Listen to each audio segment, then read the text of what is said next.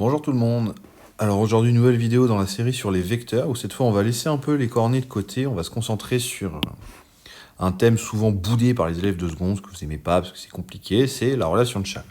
Donc, je vais essayer de présenter un exercice quand même assez complet, assez riche, qui n'est pas très long, mais qui est très intéressant, qui permet de vraiment comprendre la puissance de ce théorème.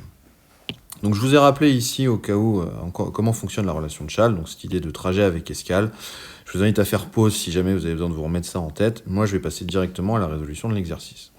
Donc ici, dans le contexte, on nous donne un parallélogramme ABCD, centré en haut, et on vous dit de démontrer que pour tout point M, sous-entendu n'importe où, on a cette égalité-là qui est tout le temps vraie. Bon, alors déjà, évidemment, règle d'or, ne pas s'énerver, ne pas paniquer. C'est pas parce qu'il y a plein de lettres partout, pas de dessin, que c'est forcément difficile. Déjà, il n'y a pas de dessin, donc étape numéro 1, on fait un dessin. Donc on dessine un petit parallélogramme. Le centre de symétrie, c'est le point d'intersection des diagonales. On trouve notre point O. Et alors bon, pour me simplifier la vie et anticiper la correction, voilà, mon gros vecteur MA plus MB plus MC plus MD, je l'ai appelé petit u. Vous allez voir que ça va juste nous simplifier la vie. Alors pourquoi ici la relation de Chasles va fonctionner? Si on regarde bien, à gauche, on a une égalité de vecteurs où le point O n'apparaît pas. Alors qu'à droite, on n'a qu'un seul vecteur où le point O, en revanche, apparaît. Mais les points A, B, C et D n'apparaissent plus. Ce qui veut dire que pour passer de ce membre de gauche à ce membre de droite, il faut qu'on fasse d'une part apparaître le point O et d'autre part disparaître les points A, B, C et D. La seule façon qu'on a de faire apparaître un point, de toute façon, c'est la relation de Chasles. Donc, sans vraiment réfléchir plus que ça, la première option que j'ai, c'est forcer l'apparition du point O, donc indirectement du vecteur MO. Bon, bah là, j'ai qu'une seule option. Je vais faire ma relation de Chasles sur mes 4 vecteurs en passant par le point O. Donc, MO plus OA, ça veut dire de la décomposition de MA, MO plus OB de celle de MB, MC, je vais le décomposer MO plus OC, et mon dernier terme, ça va être MO plus OD. Bon, on va se remettre ça un petit peu en forme. Déjà, moi je voulais au début 4 fois le vecteur MO. Une fois, 2 fois, 3 fois, 4 fois. Bon, bah c'est plutôt bon signe, c'est plutôt bien parti. Et qu'est-ce qui me reste derrière? Eh ben il me reste la somme OA plus OB plus OC plus OD. Alors, vous allez me dire, ouais, mais là, on a quelque chose de plus compliqué que ce qu'on avait au départ. Oui, c'est vrai. Sauf que, en fait, non. On a 4 MO, qui est en fait littéralement ce à quoi on veut arriver. Donc, c'est-à-dire qu'on a fait apparaître ce qu'on voulait à la fin. Ça, c'est bon signe. Et on a une autre somme de 4 vecteurs, donc qui ressemble très très fortement à celle qu'on a là, à la très très grosse différence que là, c'était pour un point M quelconque, et là, c'est pour le point O, qui est le centre de symétrie du parallélogramme. Donc, c'est beaucoup, beaucoup, beaucoup plus restrictif. Et c'est là où vous allez vous rendre compte que ça va être beaucoup plus simple.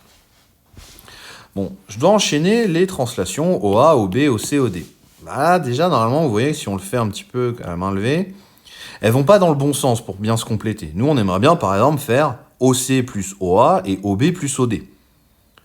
Puisque par symétrie, justement, les points C et A sont symétriques par rapport à alors, pas l'origine du repère, en l'occurrence, là, c'est juste le point O, le centre de symétrie. Et c'est la même chose pour B et D.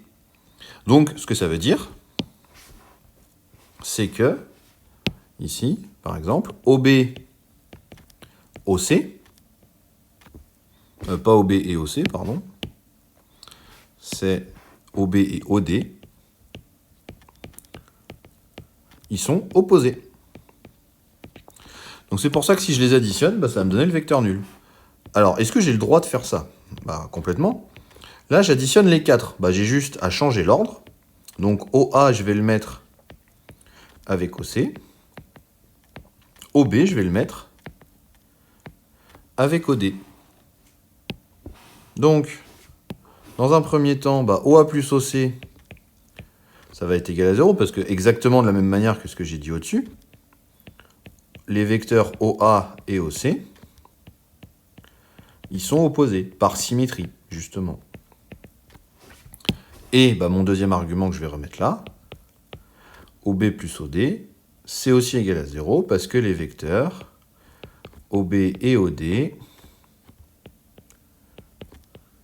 sont opposés. Et là, si on ouvre grand les yeux, on se rend compte qu'on a gagné. Notre vecteur U, il est donc égal à 4 fois le vecteur MO, plus le vecteur nul, plus le vecteur nul. Bon, il ne reste que 4MO, puisque le vecteur nul plus le vecteur nul, ça va évidemment donner le vecteur nul. Et comme ça, on se rend compte qu'on a gagné, et c'est bon, on a terminé l'exercice. On est bien arrivé à la conclusion, et vous voyez, c'est là la puissance de la relation de Chasles, c'est que cette écriture-là nous a permis de faire disparaître tous nos points par des arguments de symétrie.